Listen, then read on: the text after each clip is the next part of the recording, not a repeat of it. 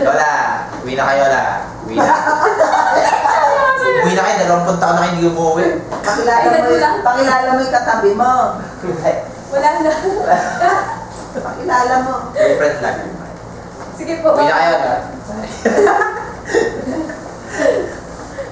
Bye-bye!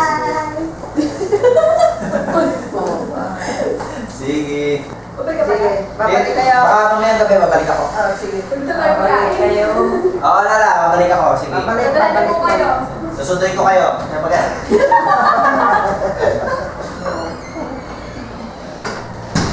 Tanggalin natin ito, ano, Lola? Pero huwag kayong pupunta rito, ha? Hindi. Huwag kayong gagalaw. Oo. Steady lang kayo. Yan, kamustahin nyo na dyan. Ito, Cecil, nanay mo. Nasa ospital. Pero medyo okay na daw ngayon ang paghinga. Unti-unting nagbabago na. Yan. Aha.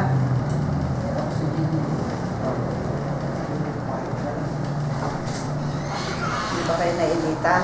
Hindi ako nainita. Hindi mo kayo giniginaw? Hindi rin. Hindi. May dala pa ako isang pupot na dyan, ha? Oo. Pinipit ko na yung pumot. Ay, naloon pa na.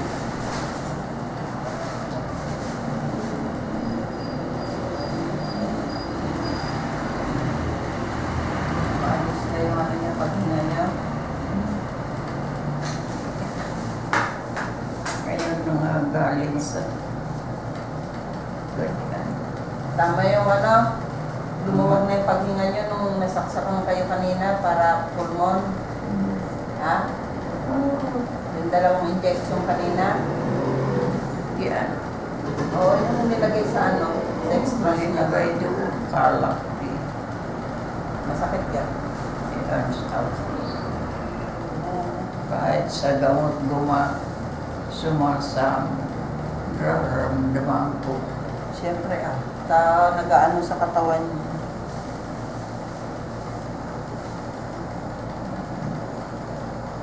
Iinom sana kayo ng gamot eh. Saan? Hindi. Kanina, yung nurse, hindi pa naman kayo kumain. Soup lang naman kinain niya. Hindi na kumain na.